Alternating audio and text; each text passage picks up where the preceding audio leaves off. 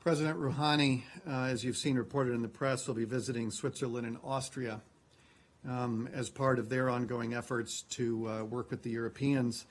It is interesting that he will be traveling to Vienna. This month of July is the 29th anniversary that Iranian operatives using diplomatic cover assassinated the head of an Iranian Kurdish dissident group and 2 others.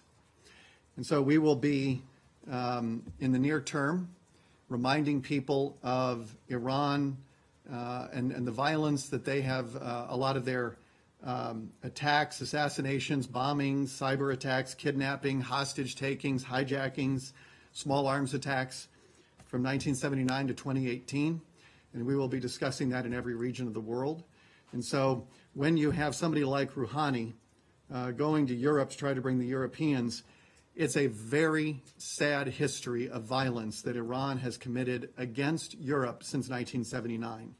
And it's important for Europeans to remember the kind of regime that they're dealing with. And you're not ruling out